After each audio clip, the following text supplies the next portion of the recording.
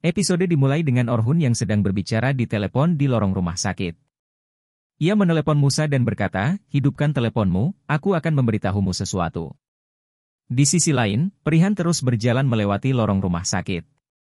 Saat melihat polisi, ia segera bersembunyi karena takut tertangkap. Setelah polisi pergi, Prihan melanjutkan berjalan menuju kamar rumah sakit tempat Hira berada. Di dalam kamar, Hira sedang bersiap-siap.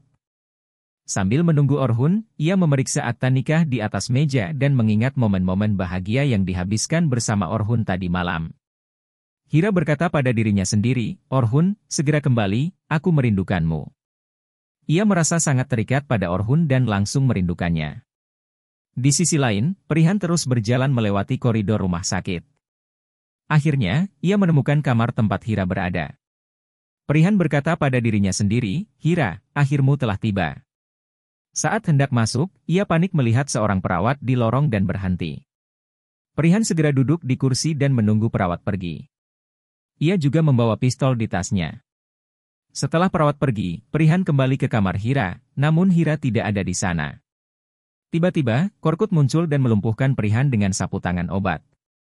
Korkut menempatkan Prihan yang pingsan di kursi roda dan membawanya pergi. Sementara itu, Hira masih menunggu Orhun di kamarnya. Seorang perawat masuk dan meminta Hira mengikuti ke ruangan lain. Setelah masuk ke ruangan yang ditunjukkan, Orhun segera menyusul. Hira senang melihat Orhun dan bertanya mengapa mereka ada di sana. Orhun tidak menjawab dan menyalakan proyektor dengan remote control. Sebuah video mulai diputar, menampilkan ucapan selamat dari Kenan, Nursah, Zeliha, dan lainnya atas pernikahan Hira. Hira sangat terharu dan senang, merasa seperti hidup dalam adegan film. Orhun menjelaskan bahwa semuanya nyata. Mereka berpelukan bahagia. Musa dan pelayan lainnya juga mengirimkan pesan ucapan selamat kepada Hira. Di sisi lain, Kenan dan Nursah sedang bekerja di meja di ruangan besar. Setelah beberapa saat, telepon Nursah berdering. Ternyata, peneleponnya adalah Orhun. Orhun meminta Nursah untuk membantunya mengejutkan Hira. Nursah senang dan setuju untuk membantu Orhun. Setelah menyelesaikan panggilan, Nursah kembali ke rumah. Sementara itu, Orhun dan Hira meninggalkan rumah sakit dan pergi ke pantai bersama. Orhun telah menyiapkan kejutan untuk Hira. Dia meminta Hira menarik tali yang terkubur di pasir. Dengan penuh rasa ingin tahu, Hira menarik tali itu dan menemukan sebuah kotak yang terendam pasir. Hira membuka kotak itu dengan bersemangat dan menemukan sebuah kalung bermotif hati di dalamnya. Orhun menunjukkan bahwa grafik detak jantung mereka ada di kalung tersebut. Ia lalu mengalungkan kalung itu ke leher Hira. Hira, terharu, berkata kepada Orhun, "Aku mencintaimu, aku sangat mencintaimu." Orhun membalas, "Aku juga mencintaimu, lebih dari apapun dan siapapun." Hira tidak lagi malu mengungkapkan cintanya pada Orhun. Setelah bersenang-senang di pantai, mereka kembali ke rumah Demirhan. Hira merasa sedikit aneh karena tidak ada yang menyambut mereka di depan pintu. Orhun menjelaskan bahwa semua orang di rumah telah dikirim ke pertanian sehingga mereka bisa menghabiskan waktu berdua saja. Orhun berkata, "Kita tidak bisa berbulan madu, tapi kita akan menghabiskannya di rumah ini." Hira sangat bersemangat menyadari bahwa dia akan sendirian dengan Orhun. Orhun berkata, "Kita hanya berdua, kamu dan aku."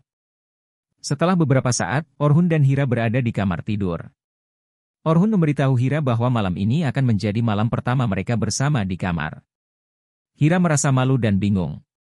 Saat Orhun berganti pakaian, Hira menatapnya dengan penuh semangat. Orhun mendekati Hira dan mulai berbicara, mengatakan bahwa sebenarnya mereka seharusnya berbulan madu. Orhun mendekat hingga berjarak 2 jari dari bibir Hira. Hira merasa sangat malu dan ingin menjauh, tetapi Orhun menahannya dan berkata bahwa mereka bisa melakukan apapun saat ini. Orhun mengambil salah satu koper bulan madu mereka dan membukanya di atas tempat tidur. Ketika Hira melihat kotak di dalam koper, ia segera mengambilnya dan memasukkannya ke dalam laci. Orhun berkata, "Kamu akan menunjukkan kotak ini padaku." Hira menjawab, "Sekarang bukan waktunya, nanti."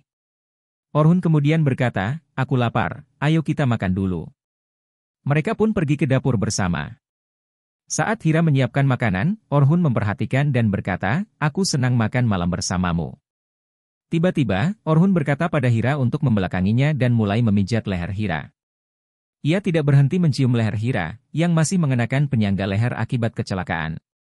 Orhun ingin lebih dekat dengan Hira. Setelah beberapa menit, ciuman dan pijatan Orhun selesai. Hira kembali menyiapkan makanan.